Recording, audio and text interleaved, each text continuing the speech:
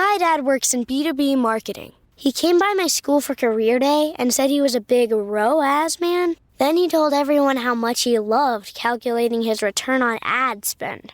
My friends still laugh at me to this day. Not everyone gets B2B, but with LinkedIn, you'll be able to reach people who do. Get a $100 credit on your next ad campaign. Go to linkedin.com/results to claim your credit. That's linkedin.com/results. Terms and conditions apply. LinkedIn, the place to be, to be. Said the little lamb to the shepherd boy,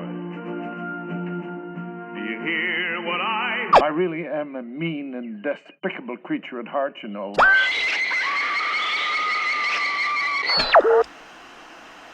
You may wish to adjust the dial. You are currently tuned into the wrong station.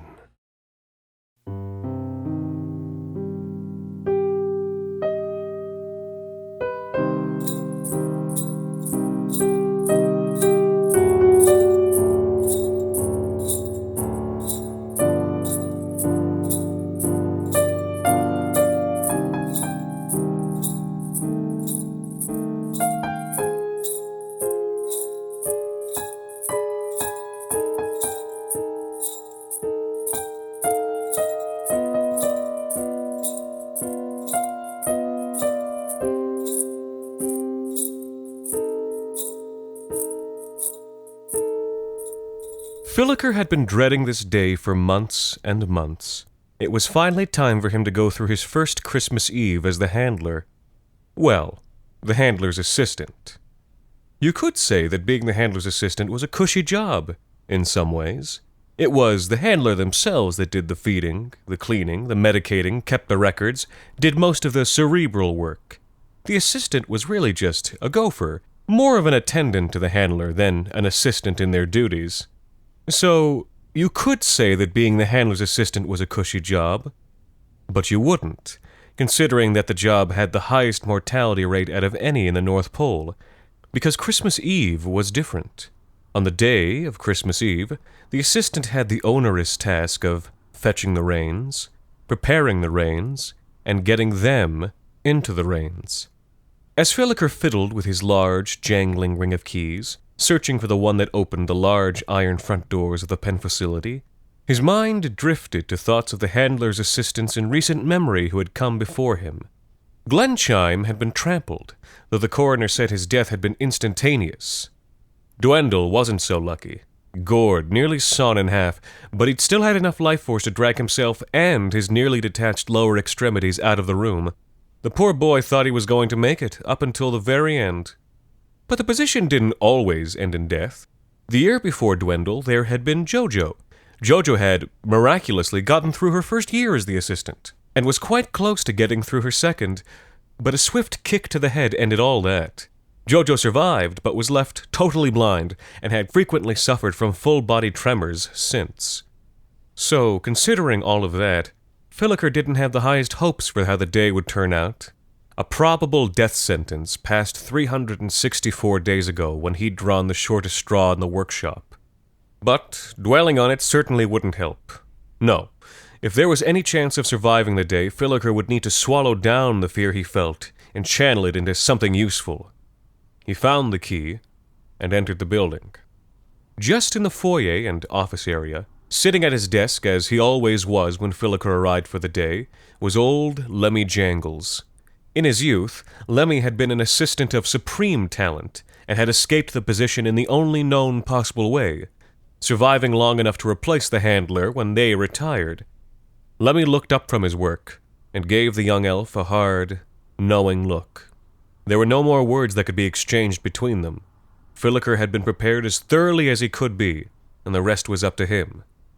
Besides, Lemmy hardly spoke to anyone anymore, not since his laryngeal cancer. He just gave Filliker a soft nod. Filliker nodded back and continued on his way to the pens. Before long, he was at the gate to the first pen, reins in hand. He gazed up at the crude, etched metal sign that hung above. Dasher. It seemed as good a place as any to start. He took hold of the winch to his left and began to crank it. With an iron crunch, a maddening dang, dang, dang, dang, dang, dang, dang, dang, dang, the gate's door rose and revealed the pitch darkness inside. Filliker peered in. The smell hit him first, animal musk, and what was probably the now rotting meat from yesterday's meal. Then, the sound. The low, monstrous braying of an animal that was having its territory encroached upon. As Filliker's eyes adjusted, he could begin to see the outline of the beast just barely catch the light from the hallway. The handlers never dared expose them to harsh light. They'd grown so used to only going outside in the dark of Christmas Eve, lighting the room would risk ruining their eyes. Still, he could see enough to make his heart race. Just the size of it alone, the dense, hard muscle, the tough skin, or was it scale?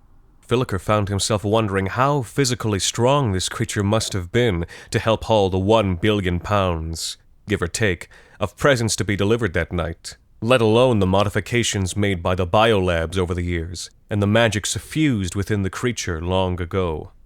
But Filliker shook his head and pushed those thoughts away. Any distractions now would be the death of him. He breathed deeply, straightened his back, squared his shoulders, and entered. Back at his desk, Lemmy raised his head again to the sound of thrashing chains and short, frustrated screams. He wondered how many Filliker would be able to get reined. He wondered if Filliker would make it to Rudolph. He wondered if he'd wear the hazmat suit. Lemmy himself had never bothered, figuring that it would harshly cut his speed and mobility, though thinking about it made him rub his throat. Hey, you okay there?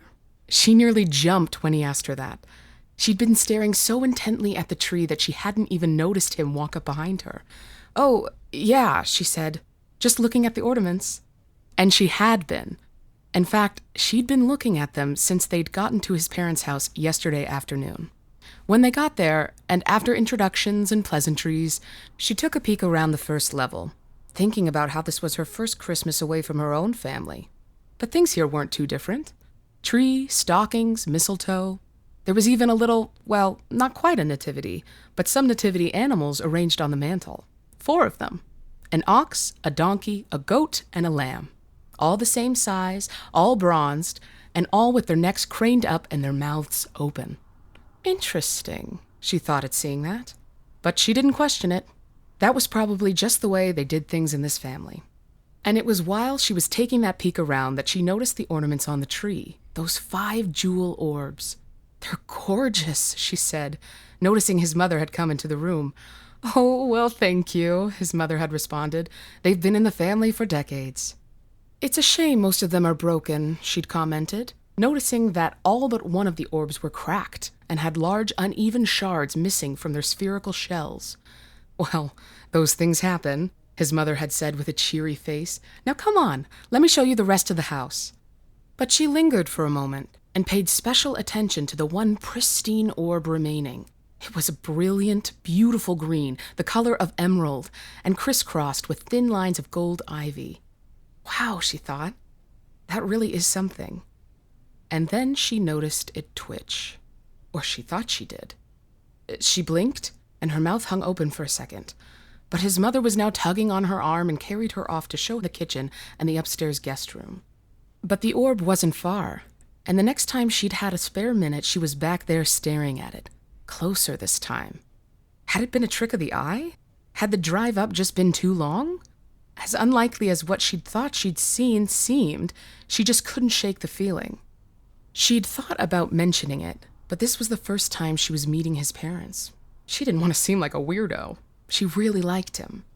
But still, she just couldn't help herself but stare. Every second she had free, her eyes were fixed on it. And for all that she was trying to be subtle about it, he clearly noticed. Especially when she had her head right in the tree like that, getting her face as close as she could without actually touching it. She didn't want to risk breaking the last of what were clearly family heirlooms. "Oh, that old thing?" he said. "Yep, it should be ready any time now." "Wait, what?"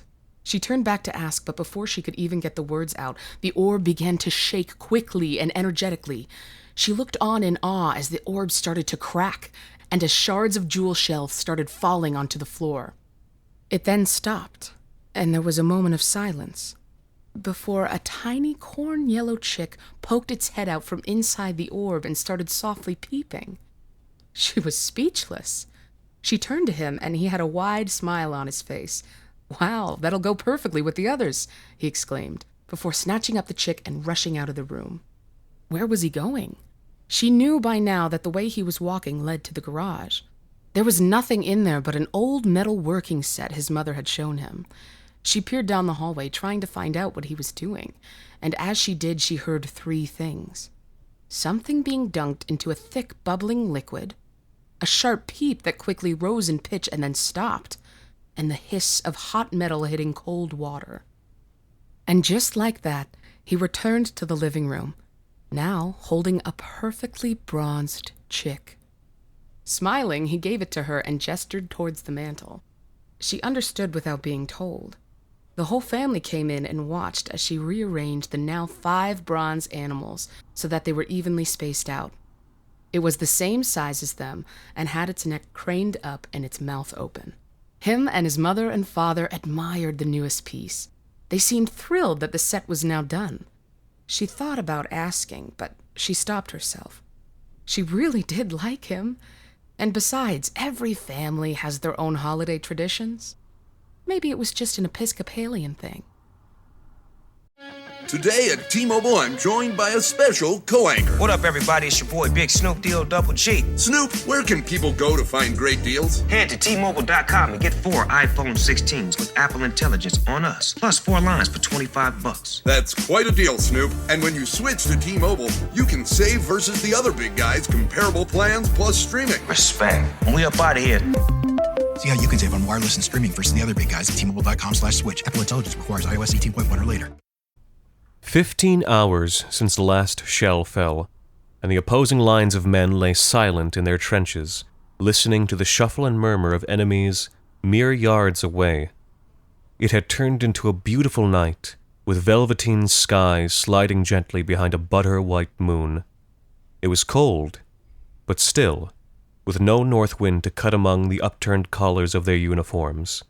Breath turned into crystal, and the tongues of flames flickered as the men allowed themselves rare, rationed cigarettes. Sergeant Stafford sat with his back to the wall of the trench, the brass pocket watch cold as menthol in his bare hand. It ticked away the seconds. "What is it, Sarge?" whispered Private Mercy. The sergeant held up one finger as the watch ticked down. Tick, tick, tick. The sergeant smiled and lowered his hand. "Christmas," he said. Mercy lit up. He had lied about his age to join the war. He would never admit it, but the boy was at most 15. At this moment he looked it, illuminated by childlike delight. A sound wafted over the lip of the trench. Stafford and Mercy looked at each other in alarm, and then wonder. The words were foreign, but the tune was familiar. The Germans were singing. Stille Nacht, heiliger Nacht, alles schläft, einsam wacht.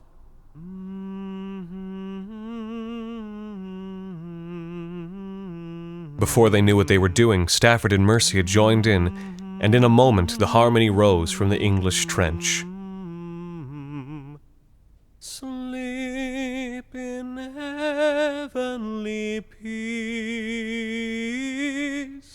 Sleep in heavenly peace. As the song concluded, laughter rose from both trenches, and then, after a whispered conversation on the other side, boots scuffled over the frozen mud, and an unarmed German appeared in no man's land, holding up both hands as he picked his way through the barbed wire.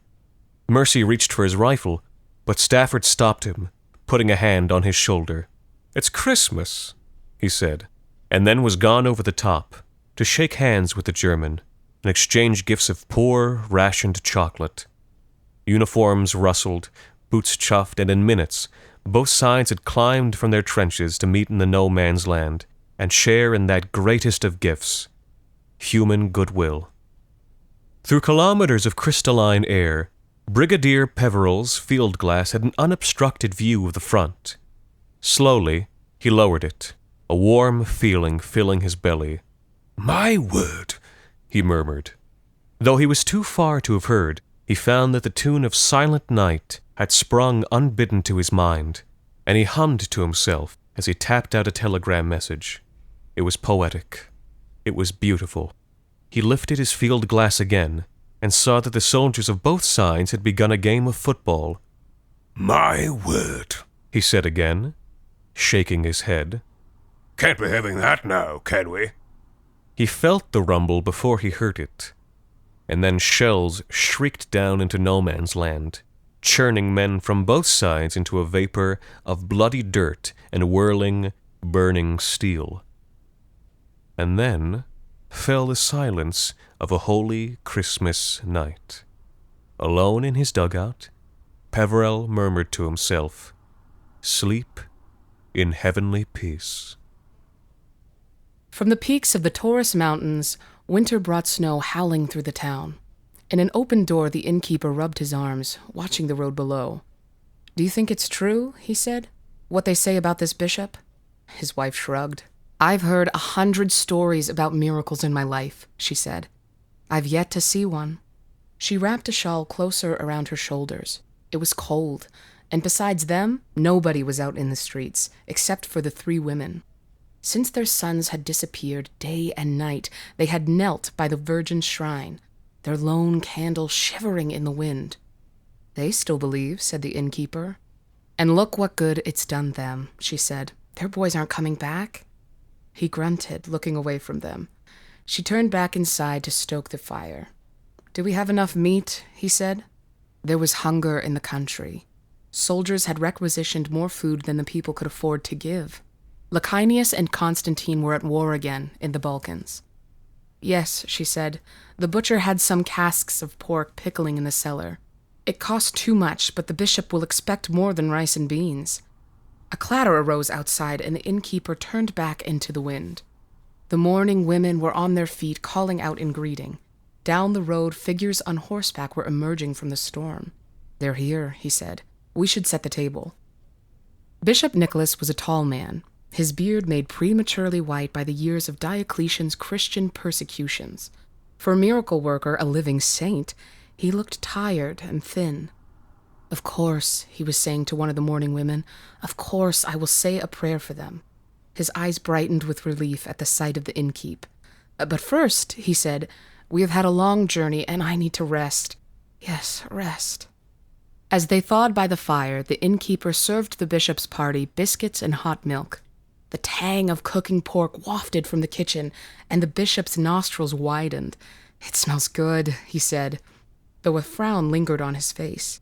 "We have not had meat in days. The towns nearby are stripped bare." "We have 3 casks of pickled pork from our butcher," said the innkeeper. "He kept them hidden in his cellar." "Ah," said Bishop Nicholas. "Very clever, very clever." When the meat arrived at the table, it was crisp and glistening, with golden oil still trembling on the flesh. The party breathed a collective sigh as tart, garlic-scented vapor spiraled from each plate into the candlelight. The man to Nicholas's left reached out, but a hand gripped his wrist with cold strength. "Wait," said Nicholas. His eyes had widened. "Do not touch the pork." A silence fell. "3 casks of pork your butcher gave you?" said the bishop. The innkeeper nodded, and the bishop sank back with a hand covering his eyes. A realization crept down the innkeeper's spine. "You don't think—" he started, but a deep hum had filled the room, and when the bishop looked up, a ring of light, a parhelion, had appeared behind his head. The bishop spoke. "Timothy, Mark, and John, put your fleshly garments on." He held out a scarred and weary hand, and on the plates the flesh began to twitch. The hum deepened to a rumble, and like the flecks of iron drawn by a magnet, the chunks of flesh twitched toward each other, rolling into 3 piles. At the same time, a crash and a rush sounded from the kitchen, and the innkeeper's wife shrieked. A stinking torrent of vinegar poured into the room, and then, as the innkeeper's wife continued to scream, 3 grayish figures lurched into the dining room, squelching on mulched feet of ground muscle and bone. The bishop's men cried out and leapt back from their chairs as the meat threw itself on the table, scattering plates and cutlery. The chunks leapt to them. There was writhing and twisting as butchered limbs pieced themselves together.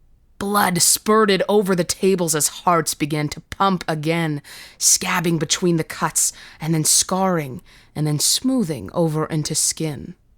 The bishop's halo faded, and the rumble died.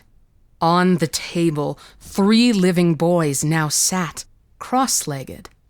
"A miracle," murmured the bishop's men. "A miracle! A miracle!" 2 of the boys leapt to their feet. "Hallelujah!" they shouted. "Hallelujah! Hallelujah!" But the 3rd boy stayed where he sat, touching his face with newly reknit hands, a dark look hanging between his brows. "Why did you do that?" he said, lifting his gaze to the tired old man. "It was better to be dead. I couldn't remember the pain. I was at peace. Now I have to live like this." The old man's eyes widened. A silence fell. "Send me back," screamed the boy. "Send me back to death." But in later years, when the story was retold, and the pickled boys became part of St. Nicholas's myth, the last part was forgotten, as such parts in stories always are. I think it was 1992, or maybe 93.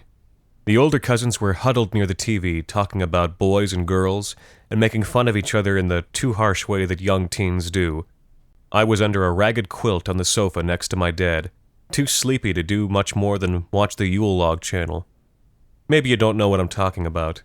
See, we didn't have a fireplace, but every year on Christmas Eve, one of the higher-numbered channels on the cable box would air non-stop live footage of a roaring hearth. It wasn't gripping television, but after a big dinner, nobody had the wherewithal for complex characters or plots. Instead, the false fire flickered, barely seen in the corners of eyes, in the background of lively conversations. When its presence was unobserved, unquestioned, there were brief moments that felt real. But it wouldn't be long before the illusion was broken. Whenever the fire got low, a hand would reach in from out of frame and add more wood to the fire. That, or it would poke and prod at the stack of logs with an iron pole, sending up clouds of red sparks. The hand had been the same each year since we'd started watching the Yule Log channel. A slab of flesh with thick, cigar-like fingers that were surprisingly agile.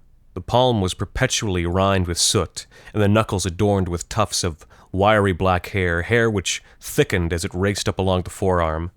That was all I ever saw. The edge of the camera cut off just below the elbow, even when the man reached down to place new logs in the bottom of the fireplace. I didn't think much of the Yule Log channel, but this year I was struck by a thought, which I posed as a question to my dad sitting nearby. Where exactly were the man and the fire? My dad considered it, rolling a sip of the whiskey his sister had gifted him around his tongue. "It's a local channel," he said, after a moment, "so I suppose he must be somewhere nearby." The non-answer was good enough for a tired 9-year-old who hadn't really cared anyway. A moment later, the clock on the VHS blinked 9:30 p.m. and, as if sensing it from the other room, my mother called out for bedtime.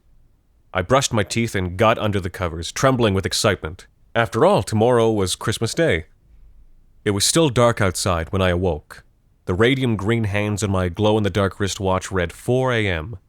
Nobody would be awake for hours, and the Christmas rules were ironclad. No opening presents until everyone was up. But still, it couldn't hurt to peek, right? The unlit tree was just ahead in the living room. A pale glow danced across the dark needles. Someone had left the TV on. It was still showing the Yule Log channel.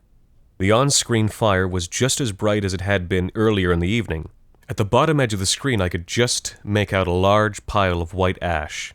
Based on the size, the fire must have been burning all night. I started looking for the remote to change the channel, but stopped when I saw the meaty hand enter the frame from the top left corner. The fire tender nudged the blazing logs with his poker. His palm was slick with sweaty soot, and the bristly hair on his knuckles were coated in ash like dust clutched between the legs of a dead centipede. I was transfixed. Why was he still working? Who, at this hour, could possibly be watching? I inhaled sharply. The other hand had entered the frame and was holding something alive. It sat short and plump and hairless in the other hand, its fat little legs swaying gently in the updraft flooding out from the hearth. Its skin was a human shade of pink, and it had large, watery eyes that took in the room passively, briefly glancing directly at the camera. I leaned closer. The creature contained snips and samples of animals I knew, but was clearly distinct from all of them. A dog's dark, wet nose and the buttoned tail of a rabbit, keratin hooves I'd last seen on a fawn. The creature did not struggle as the man grasped it gently with the fireplace tongs. The slight pressure made the creature look up and to the left, where the man must have been standing, before he thrust it deep into the hearth. I clapped my hands over my mouth, barely holding back a scream. The creature was obscured by the flames, but I could see it wasn't trying to escape. The man had even left the grate open, and yet the small form didn't even flinch. It just burned and burned as the fire slowly died down, the watery eyes losing their moisture and shrinking back into the deep sockets. The tongs reappeared, and the creature was retrieved and placed on the pile of ash, its once pink skin now roasted to a glistening brown.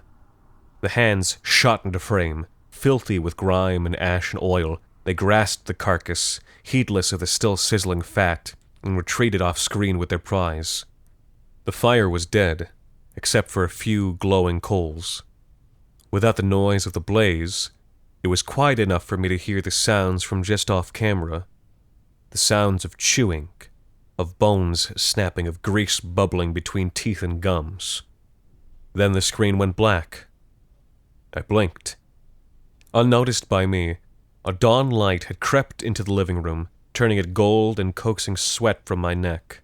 Above me, I heard the muffled excitement of my cousins and reluctant shuffling of my parents. My watch read 7 a.m. It was Christmas morning.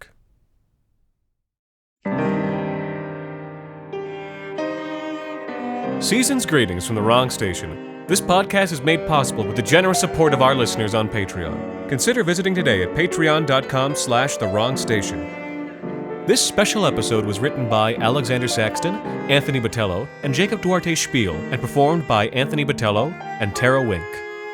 The Wrong Station is co-produced by Alexander Saxton, Anthony Botelho, and Jacob Duarte Spiel, with music composed and performed on the piano by Ilan Citrin, and arranged for the viola and performed by Ilana Schmid.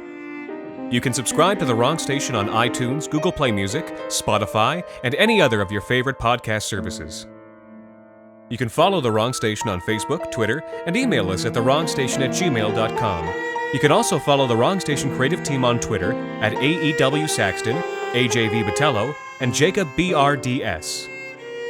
We're wishing you all happy holidays from The Wrong Station. And until next time, thank you for listening.